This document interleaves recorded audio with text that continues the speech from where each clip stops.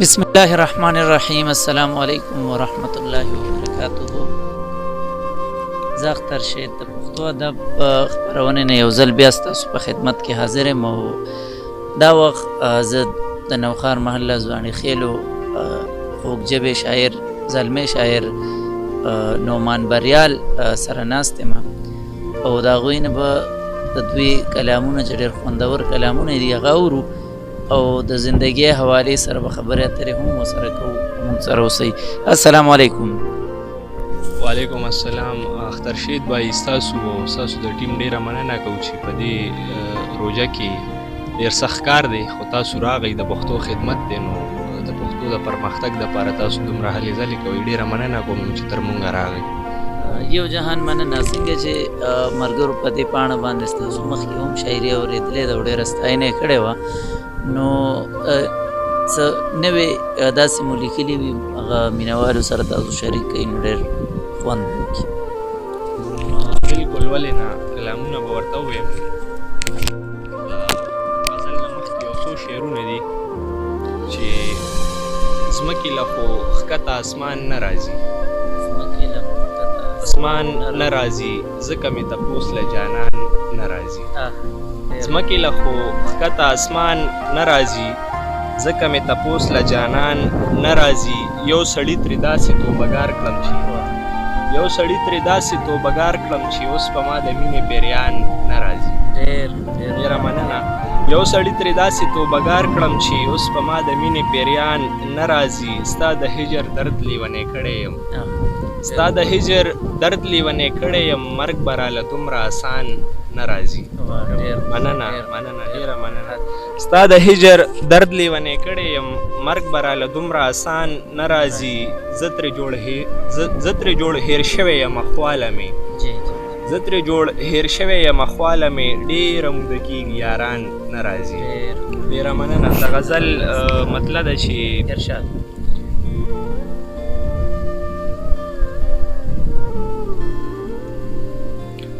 د خوږ زړه پر هرونو مې لمبه کړې د پیره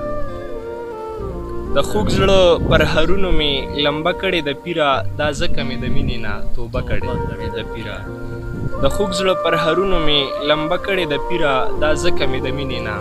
کړې د پیره او په چا چې مې ادبار او بروسه کړې د پیره هغوی د محبت په نوم دوکه کړې د پیره. مننه.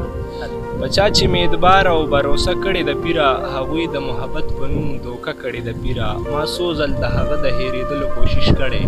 ما څو ځله په ځان دا تجربه کړې د پیره. مننه. ما څو ځل د هغه د هېرېدلو کوشش کړی ما څو ځله په ځان دا تجربه کړې د پیره او د لوی الله احسان دی چې د دې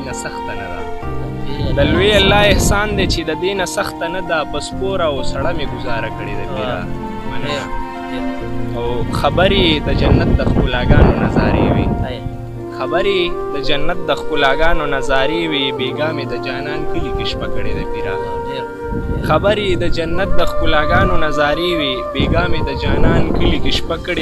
او تر مرګه به مرید یم ستا تر مرګه به مې پیري خپل ځان سره مې لوز او واده کړې د پیره. او بریال د محبت په نشه مست یم خمار یم د سترګو مې کده کې مې نشه کړې د پیره. ډېره مننه. ډېر ښکلي. یو جهان مننه. ډېر ښکلي کلامونه تاسو مینهوالو سره شریک. نو د بل کلام نه مخکې به زه یو وړوکې غونډه تپوس کوم چې یاره ستاسو دنیاوي مشغولات څه ده او تعلیم مو څومره دی؟ څنګه چې تاسو تپوس وکړو نو میاشت د روژې ده نو روژه کې خو هغسې کار نه کېږي او د تعلیم په اړه د سیکنډ ایئر سټوډنټ یم او دې مهال خو د کرونا د وجې هر څه بند دي نو پیپر یې لږ لیټ شوي دي. نو بل کلام هم را سره که مشارک خو ډېر زیات ښه به وي خو کلام نه مخکې به راته دا ووایي چې یاره د شعر و شاعرۍ سره نسبت په څه وجه دی او د کله نه دی ستاسو؟ نو شعر او شاعرۍ خبره ده نو شاعر چې پیدا کېږي د وړوکوالي نه یو شاعر جوړېږي یو پیدا کېږي نو چې کوم شاعر پیدا شي نو هغه خو اخیری تر مرګه پورې وي هغه خو شاعر وي او چې کوم جوړ شي نو هغه څه وخته پورې وي او بیا دغه او بل شاعري چې کوم دی الهامي کیفیت دی څنګه چې حمزه بابا وایي که نه شاعري که الهامي کیفیت نه وي د نړۍ خلک به واړه شاعرانو نو شاعري چې کوم دی الهامي کیفیت دی او بس دغه 2-3 کالو نه لګیا وي خپل کوشش کوو لګیا وي کلام به راته پیش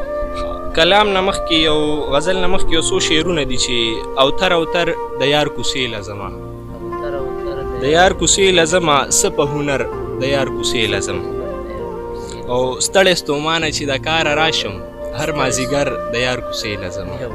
ډېره مننه ستړی ستومانه چې د کاره راشم هر مازدیګر د یار کوڅې لزمه په ما فتوې اکثر د کفر لګي زه چې اکثر د یار کوڅې لزمه مننه په ما فتوې اکثر د کفر لګي زه چې اکثر د یار کوڅې لزمه هغه کیدی شي وي په بام راختي په دې باور د یار کوڅې لزمه اوتر اوتر د یار کوڅې لزمه څه په هنر د یار کوڅې لزمه مننه د غزل مطلب ده چې ما د حالاتو او وختونو سره جنگ کړی دی ما د حالاتو او وختونو سره جنگ کړی دی ما د دې خلکو د ذهنونو سره جنگ کړی دی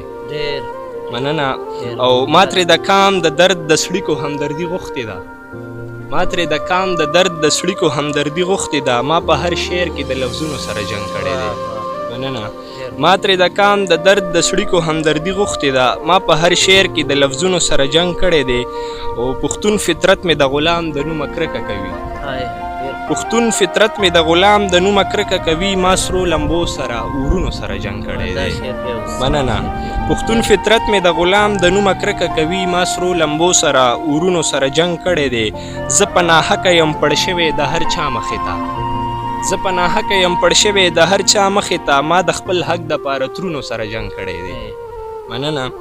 او هم ستا دپاره مې له تا نه صبر کړی زړګې هم ستا لپاره مې له تا نه صبر کړی زړګې هم مې د خپلو ارمانونو سره جنگ کړی دی او ته څه خبر یې تر تا څنګه در رسېدلی یم تر تا څنګه رسېدلی یم ما د بلها مخونو سره جنگ کړی دی مننه ته څه خبر یې تر تا څنګه در رسېدلی یم ما د بلها مخونو سره جنگ کړی دی او دې نه بغیر د پرمختګ لار اسانه نه ده دې نه بغیر د پرمختګ لار اسانه نه ده موږ چې قلم او کتابونو سره جنگ کړی دی او د مغربي دنیا هر چال ته فکر وړی یم د مغربي دنیا هر چال ته فکر وړی یم دوی خو زمونږ د ذهنونو سره جنگ کړی دی او مقطع ده پکې چې دا بعضې وایي د کرونا مقابله به کوو موجوده صورتحال مطابق دی دا شعر مقابله به کوو دا بعضې وایي د کرونا مقابله به کوو بریا له چا د عذابونو سره جنگ کړی دی ډېره مننه ډېره مننه ډېره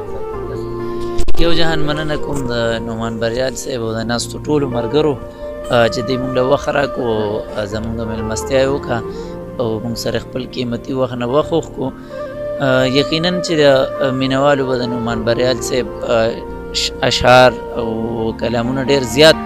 خوښ شوي وي هیله لرم چې شیر لایک او کمنټ به پې هم وکړئ نو تر بل مرکې تر بل شاعر سره د ملاقات زه اختر شید سره د ملګري امیر شید ستاسو نه اجازت غواړم د لوی الله په امان